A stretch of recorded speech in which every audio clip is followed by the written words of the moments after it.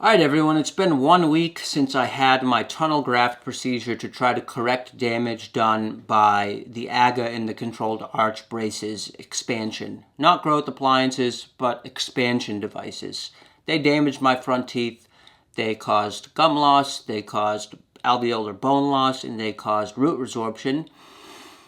From late 2017 into early 2019, I waited a year and a half and no healing had occurred. The teeth were still loose, as I demonstrated in my prior video, so I went in for a corrective oral bone graft, which is a procedure in which artificial bone or bone from another human or another animal in a crushed up form, powdered form, is inserted into the gum in the damaged areas. The gums are cut open and the bone is packed in, and the idea is that once that bony matrix of artificial material is packed in, then your body uses it as a kind of scaffold to then deposit new bone of its own, and that scaffold then solidifies and the area can become rigid and solid and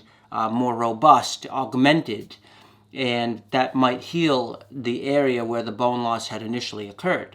So I just went in for this bone graft. I went in for what's called a tunnel graft. Now there are, for all intents and purposes, to correct an issue like mine where bone loss had occurred and my teeth were wobbly, you could say there are two basic types of grafts that can be done there. One you could call the regular type of graft, and another you could call a tunnel graft, also known as a S.M.A.R.T graft.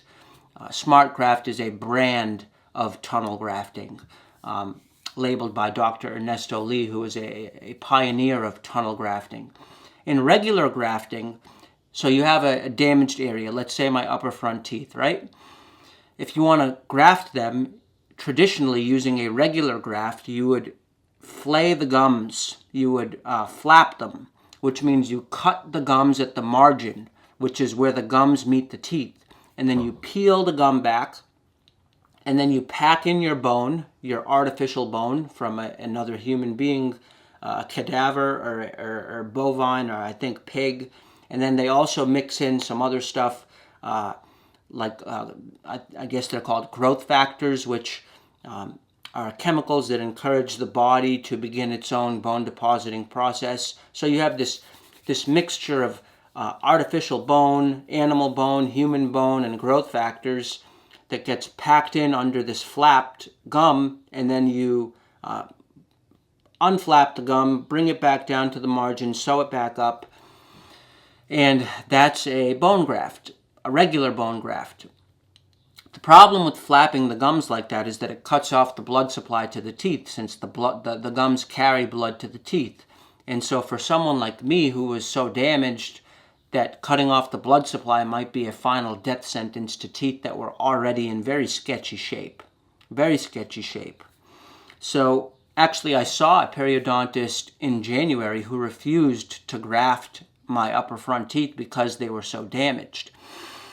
Now, a tunnel graft is an alternative to this regular type of graft, and a tunnel graft is appropriate in a case like mine because a tunnel graft does not require flapping the gums and cutting off the blood supply to the teeth.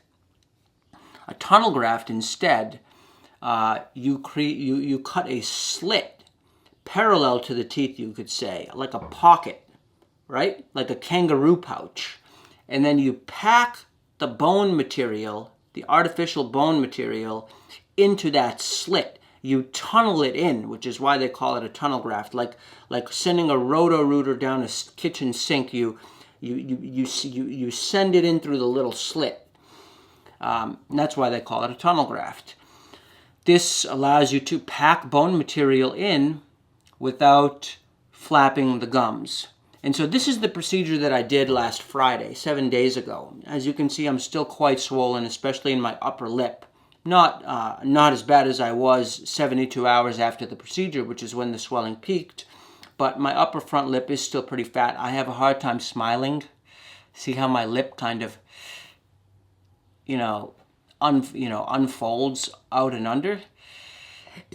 But in general, I've healed quite well. So I just want to give you some facts about that procedure for any, AGGA patients, failed AGGA cases who might consider a tunnel graft to repair their upper front teeth that might be loose. I went in for the procedure at about 10:30 a.m. last Friday. The procedure lasted 2 hours. I was awake the whole time. Nothing but local anesthetic. And actually, the local anesthetic was the most painful part. Just putting all those needles into my, up in this area and then up into the maxilla behind the upper front teeth. Then after that, I was completely numb, but completely awake as the doctor worked for 2 hours,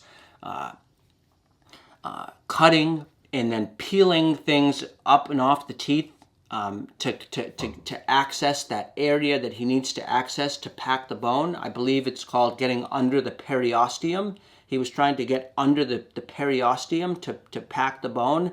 And so there was, I felt a lot of scraping, like he was sticking something up against my teeth and then prying away or something. I don't know. My eyes were closed. I wasn't watching, but this is what it felt like. For 2 hours, there was a tremendous amount of pressure. I think it was the scraping and then the packing. I mean, there was so much pressure that he was pushing up against me, and I had to push back, like this, so that I wouldn't go like this. And I couldn't believe how much force was being applied during the duration of the procedure. But it was not painful. It was distressing. Yeah, it was stressful being awake while this was happening to me for 2 hours. But it was not painful. In fact, the pain didn't start until the Novocaine wore off on the ride home. And then I was in pretty severe pain for the rest of that day. Took my first pain pill that night at about 10 p.m. Because I was unable to sleep. And then fell right asleep after taking that pain pill. Hydrocodone, acetaminophen, 300 milligrams prescribed by the doctor, specifically for the recovery. Fell asleep, woke up at 2 a.m., no pain, and haven't had an iota of pain since. So all of the pain was literally confined to the afternoon of the surgery, starting once the Novocaine wore off. The swelling gradually got worse for 72 hours after the surgery. It peaked on Sunday. Again, I had the surgery on Friday. On Sunday, the swelling was at its worst, especially in this area. So right in here, in the upper lip, and even under the eyes a bit, I was calling myself Bubble Boy. I was going up to people and saying, "Hey, I'm Bubble Boy." I was that bad. Quite grotesque looking, almost like a bloated corpse in the face. But like clockwork, on Monday, quite suddenly, the swelling sort of just started to fall off quite rapidly. And ever since, the swelling has been getting less and less and less, till now it's pretty much confined to my upper lip. All right, before I jump off, I just want to give you all a view of the surgical site. So if you look here,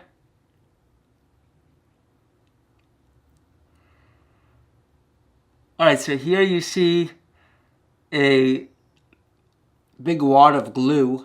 There was some glue on the other side, but it fell off. And underneath the glue is some stitches. And you can just see the whole area is a little bit bulkier, maybe still a little swollen, but it was packed full of bone, so it's bulkier than it was before. And there's a slit right here, and there's a slit right here where the stitches and on this side the glue are. So take a look.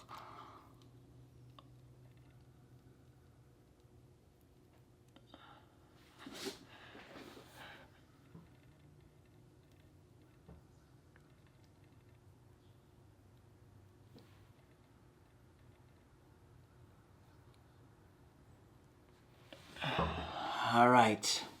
All right, that's it for now, and I'll catch up with y'all next time. Be easy. Peace out.